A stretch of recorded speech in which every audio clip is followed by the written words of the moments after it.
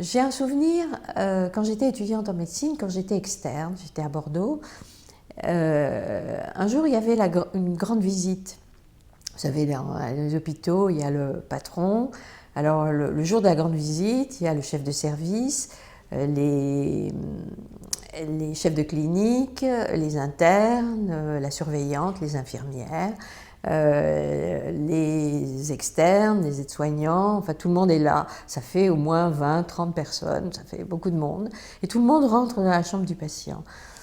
Et j'ai le souvenir d'une situation où le patron, avec sa cape sur sa blouse blanche, prend un patient, le patient qui était là dans la chambre avec tout le monde, le dénude entièrement, pointe le doigt vers les petits externes qui étaient derrière, vise en l'occurrence moi qui étais la seule fille du groupe et dit « Mademoiselle, allez examiner ce patient » me demande de palper ses organes génitaux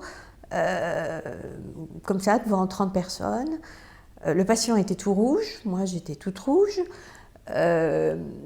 Je savais que si je ne faisais pas un commentaire clinique sur ce, j'allais me faire démolir.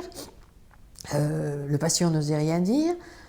J'ai trouvé que c'était une situation particulièrement humiliante. Déjà, les grandes visites, comme ça se passait, ça se passe toujours un peu, c'est déjà quelque chose qui est déplaisant pour le patient, mais là, c'était vraiment déplaisant pour tous.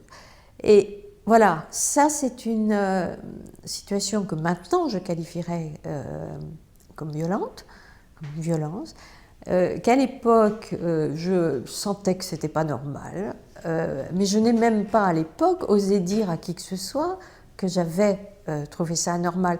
Tout ce qui importait à l'époque, c'était que je dise, que je fasse le bon diagnostic. Et en fait, c'était pas ça qui était l'essentiel.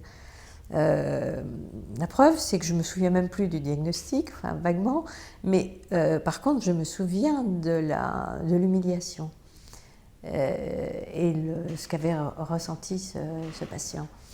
Alors, vous voyez, ça c'est des... Alors ça, moi je trouve, je dirais même pas que c'est une petite chose, parce que finalement, maintenant, ça m'apparaît une grande chose. Mais à l'époque, c'était juste un embarras, on va dire.